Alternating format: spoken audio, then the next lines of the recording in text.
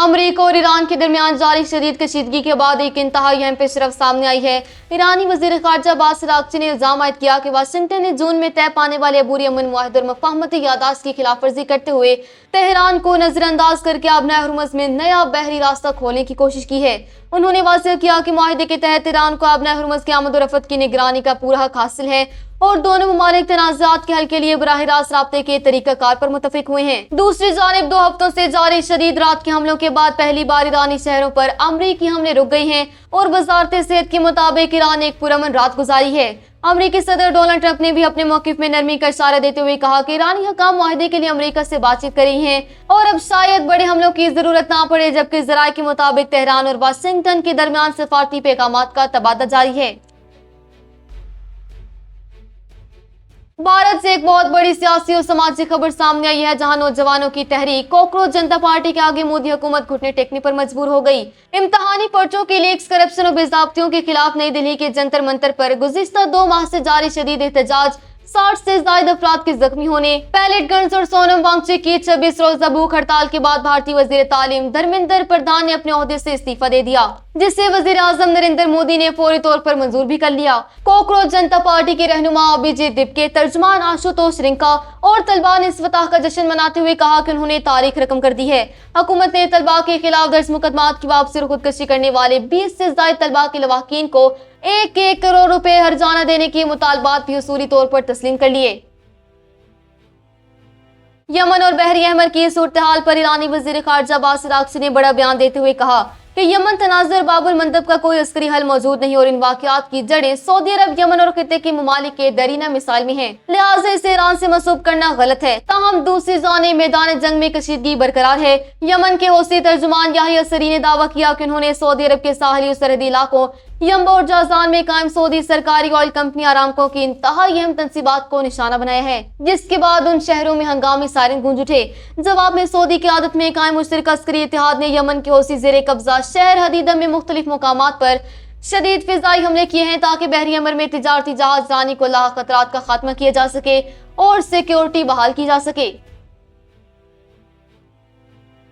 Somalia کے سمندری حدود میں اغوا کیے گئے بحری جہاز اور اس پر سوار 10 پاکستانی عملے کی رہائی کا معاملہ انتہائی گمبھیر صورتحال اختیار کر گیا۔ 94 دن گزر جانے کے باوجود کوئی پیش رفت نہیں ہو سکی اور انسانی حقوق کے رہنما انصار برنی کے مطابق بحری قزاقوں نے اچانک مغوی پاکستانیوں کے اہل خانہ سے تمام تر روابط منقطع کر دیے ہیں، جس سے خاندان شدید ذہنی اذیت اور تشویش میں مبتلا ہو گئے۔ قزاقوں نے مغویوں کی رہائی کی عوض 30 لاکھ امریکی ڈالرز کا بھاری تاوان مانگ رکھا ہے۔ دوسری جانب سرکاری ذرائع کے مطابق پاکستان کی وزارت خارجہ اور وزارت انسانی حقوق صومالی حکومت اور مقامی حکام کے ساتھ مسلسل رابطے میں ہے تاکہ تمام مغوی پاکستانی شہریوں کی جلد اور محفوظ رہائی کو یقینی بنایا جا سکے اور تاوان کی سب تر صورتحال کا حل نکالا جا سکے۔ خلیج اور بحری عرب میں نافذ کی گئی امریکی ناکہ بندی کے دوران ایک بڑا عسکری واقعہ پیش آیا۔ امریکی سینٹرل کمانڈ کے ترجمان کیپٹن ٹیم ہاکنز نے تصدیق کی ہے کہ امریکی بحریہ نے ایران کی طرف جانے والے ایک آئل ٹینکر MT-11 کو تباہ کن حملہ کر کے مکمل طور پر ناکارہ بنا دیا۔ ترجمان کے مطابق اس آئل ٹینکر نے امریکی فورسز کی قائم کردہ ناکہ بندی کو توڑنے کی مسلسل 4 بار ناکام کوشش کی ہے۔ ٹینکر کے عملے کو بارہا وارننگ جاری کی گئی، لیکن حکم نہ ماننے پر امریکی بحریہ کے جہازوں نے ہنگامی کارروائی کرتے ہوئے ٹینکر کے انجن روم کو نشانہ بنایا، جس سے ٹینکر کا انجن تباہ ہو گیا اور وہ سمندر میں ہی رک گیا۔ امریکی حکام کا کہنا ہے کہ یہ ٹینکر اب ایران کی طرف پیش قدمی کرنے کے قابل نہیں رہا۔ پاکستان میں گیس کے صارفین اور کاروباری طبقے کے لیے ایک بڑی پریشان کن خبر سامنے آئی ہے، جہاں تفتان بارڈر کے راستے ایران سے آنے والی لیکویفائڈ پیٹرولیم گیس کی سپلائی میں غیر معمولی اور خطرناک حد تک کمی واقع ہو گئی۔ کوئٹہ کے LPG ڈیلر شوکت عیسیٰ زئی کے مطابق معمول کے برعکس تفتان سے اب روزانہ محض 5 سے 10 باؤزر ہی پاکستان میں داخل ہو رہی ہیں۔ گوادر کے علاقے گبر سے کچھ سپلائی آ رہی ہے، لیکن وہاں باؤزر خالی کرنے کی صلاحیت انتہائی محدود ہے۔ سپلائی اور ڈیمانڈ کے شدید فرق اور ایران سے گیس کی آمد بند ہونے سے پورے ملک میں LPG کا بڑا بحران کھڑا ہو گیا اور LPG کی قیمتوں میں زبردست اضافہ کر دیا گیا، جس کا براہ راست بوجھ غریب عوام پر پڑا ہے۔ پاکستان تحریک انصاف خیبر پختونخوا کی پارلیمانی پارٹی کے اندرونی اختلافات کھل کر سامنے آ گئے۔ بانی PTI کی رہائی کی تحریک پر مشاورت کے لیے طلب کیا گیا پارلیمانی پارٹی کے اجلاس शदीद बदफज़मी और तलखी का शिकार हो गया। वज़ीर आला सुहेल आफरीदी के खिताब के बाद नाराज अरकान ने शदीद तनकीद की और सख्त अल्फाज का इस्तेमाल किया। रुकन असम्बली फजल इलाही के मुताबिक नाराज धड़े ने मुतालबा किया कि सेनेट इंतखाबात की तर्ज पर बानी PTI की रिहाई के लिए तमाम अरकान से हलफ लेने का बाज़ाब्ता कन्वेंशन करवाया जाए, क्योंकि रिहाई सिर्फ बातों से नहीं बल्कि अमल से होगी। नाराज अरकान के इस रवैये और सख्त जुमलों पर वज़ीर आला सुहेल आफरीदी शदीद बरहम हो गए और अरकान की जानिब से तहफ़्फ़ुज़ात के बावजूद तमाम नाराज अरकान बाइकआउट करते हुए इजलास छोड़कर चले गए।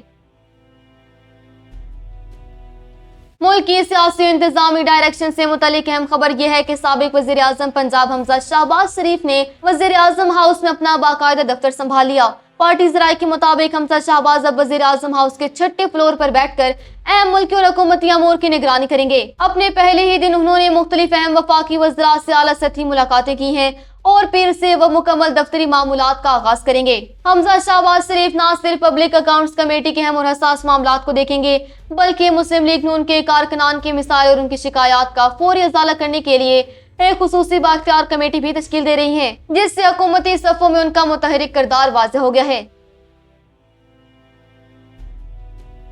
पाकिस्तान बिजनेस फोरम ने मुल्क में पेट्रोलियम मसनूआत की मनमानी कीमतों और मुआशी जमूद पर गहरी तशवीश का इजहार करते हुए वज़ीर आज़म शहबाज शरीफ को एक हंगामी खत लिख दिया। खत में मुतालबा किया गया कि हुकूमत रोजाना की बुनियाद पर पेट्रोलियम कीमतों के तयन का फार्मूला फौरी तौर पर खत्म करे, क्योंकि गुज़िश्ता सिर्फ 5 दिनों के अंदर पेट्रोल की कीमत में 24 रुपए और डीजल में 60 रुपए फी लीटर का हौलनाक इजाफा किया गया है। बिजनेस फर्म ने हुकूमत पर तनकीद करते हुए कहा कि अवाम को रिलीफ देने के बजाय तमाम बोझ इन पर डाल दिया गया और ताजिर बरादरी और अवाम जमूद का शिकार हो चुके हैं। उन्होंने मुतालबा किया कि पेट्रोलियम लेवी को 18% GST के मसावी मुकर्रर किया जाए, ऑयल मार्केटिंग कंपनियों के फी लीटर मार्जिन में कमी की जाए और पेट्रोलियम डीलर्स के मार्जिन में इजाफे का फैसला फौरी वापस लिया जाए।